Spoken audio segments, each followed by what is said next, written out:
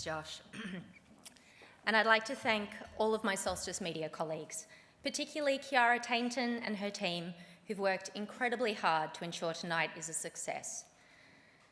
As Josh mentioned, my name is Jess Bassano, and I'm a journalist with Solstice Media, which produces the much-loved Essay Life magazine, the Lead South Australia, City Mag, and the daily news publication InDaily. After completing my Masters of Journalism at Melbourne Uni 18 months ago, I decided that if I was going to develop into the kind of journalist that I wanted to be, I would need to work for an independent news outlet, which was not beholden to government or corporate interests.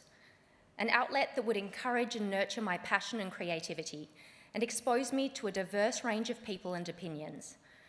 An outlet that cared about its readers and community, and so I began looking for my right fit. And to be honest, it was slim pickings. I'd never considered moving to Adelaide, but there was something about the ad for the InDaily cadetship that captured my attention. And the more I researched the outlet's history, the more interested I became in applying for the position.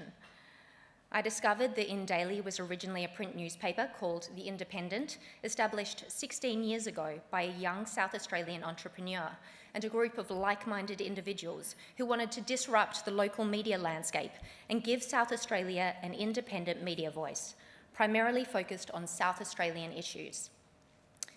Like all successful startups, The Independent had to adapt to meet changing needs and transitioned from the world of print to the digital publication InDaily. Our publisher, Solstice Media, had become the largest locally owned media company, and while other media organisations diminished their news resources, InDaily had sought to grow theirs by employing and encouraging young journalists who offer energy, a fresh perspective, and broaden the publication's readership. InDaily has never lost sight of its entrepreneurial roots and commitment to South Australia by investing in initiatives like the 40 Under 40, which it started 3 years ago to celebrate the passion, vision, and achievements of South Australia's finest young people. So I applied for the job, and within a few weeks, I moved from Victoria to South Australia, a state I had only visited once. I left my home, my family, and my dog to take up a job with Solstice, because South Australia offered me something unique: the opportunity to grow and learn in an innovative and exciting environment, writing stories I cared about for a publication which was connected and focused on its community. Plus, I heard the wine and the beaches weren't so bad.